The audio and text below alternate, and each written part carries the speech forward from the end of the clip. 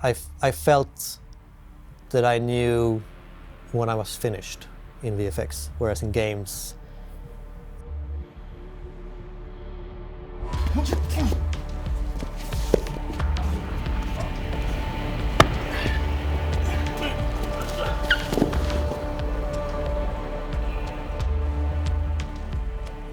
My name is Alexander Damm, and I'm the Animation Director here at 10 Chambers. I started out at Grin with Ulf and Jan and the guys way back.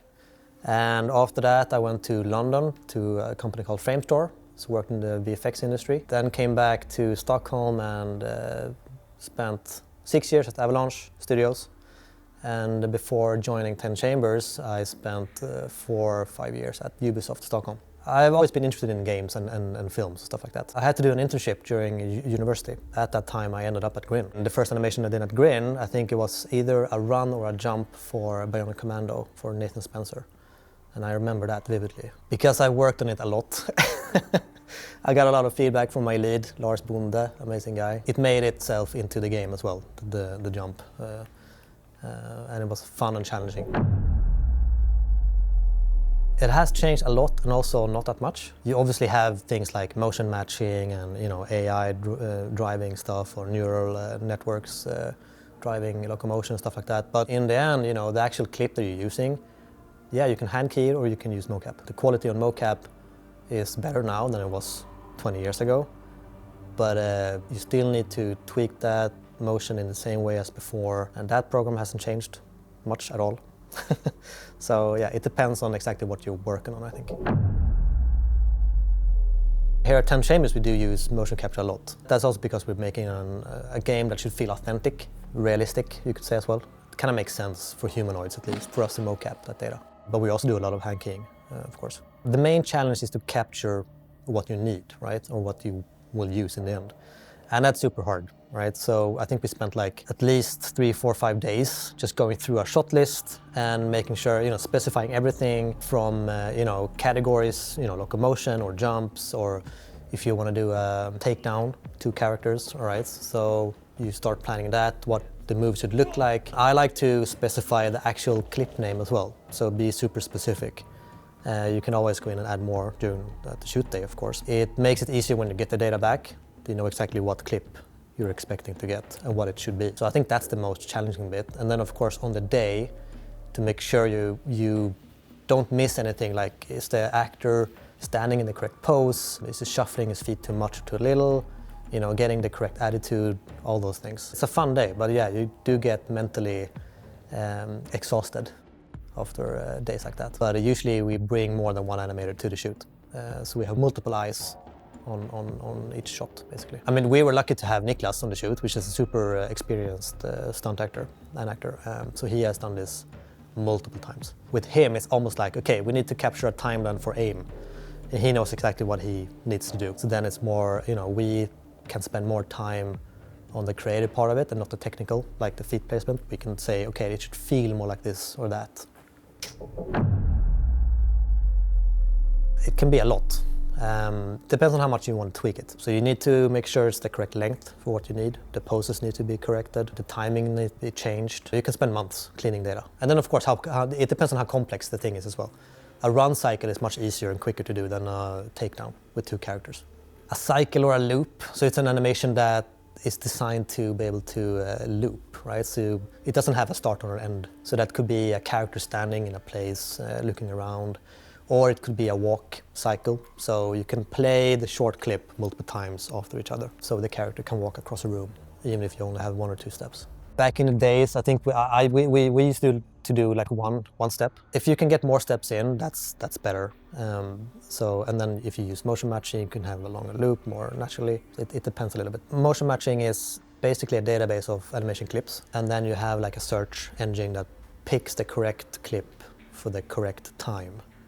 And that can be directed by sticks on a gamepad or AI, right? So an AI is telling an agent to move forward and then turn. So when it's time to turn, the system will look in the database and see first, the frame that it needs to switch on, and then which animation fits that frame the best, and that's motion matching. And you can make those systems more or less advanced as well.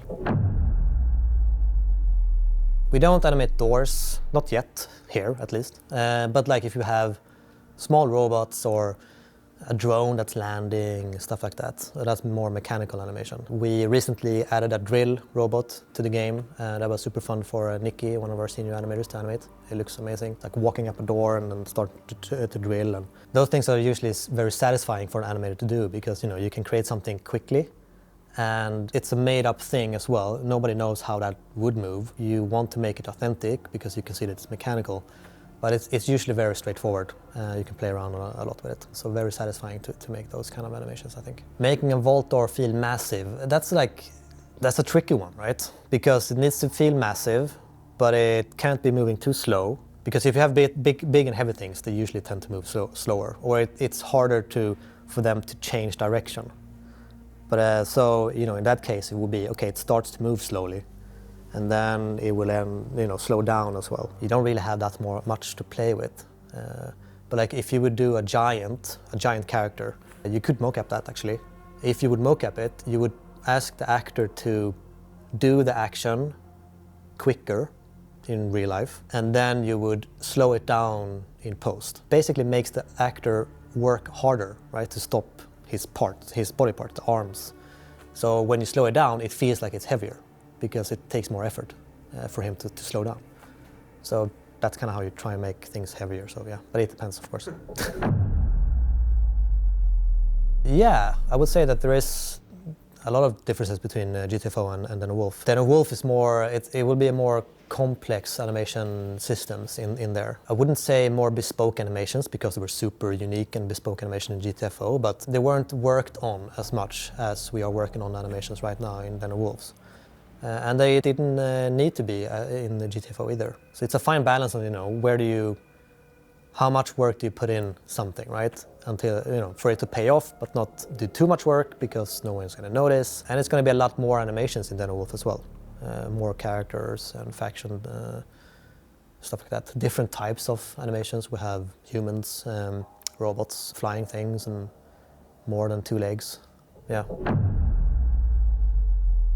The clip in first-person view is designed only for that camera. So usually, you might break the shoulders of the character to get the weapon in and the arms going out of the frame correctly and how you want it. Versus for a third-person animation, it's the whole body, right? It needs to feel composed, it needs to fit together everything. So then it's not as important that it fits somewhere near the face of the character, right? Just feel composed. With film and commercials, I would say that it's more linear, like the production. You still have the same, pre-production, concept phase and whatever, and production and all that stuff. But as an animator, you have a sequence of shots that you need to produce, and it's from one camera angle that's set. So, in that sense, you again design it for that camera, so you can cheat in different ways that we can cheat with games, because you need to see the whole character in third person. Yeah, in first person you can cheat, right? So that's one difference. Of course, in film and VFX, things will change as well. So you might finish a sequence or a shot and then the director decides to change it, so you need to redo it. So the iteration process is similar. But to me, I remember it as, I felt that I knew when I was finished in VFX, whereas in games, yeah, you make a nice animation and then you play around with it for a while, and then the design might change later on for something else which might affect this animation that's playing all the time. So it's a more organic and living development, I think. You want to have a concept for the character, and then anything else that can help with the character's attitude, right? So it can be music that you can play for the character. It could be a bio. You can start with that, and then I like to go, stand up and act, act out. Like a walk is a good start as well. A walk. And do you put on the motion capture yourself then? It happens. Yeah, for sure. The first trailer that we did, I think most of the clips were actually me in that suit.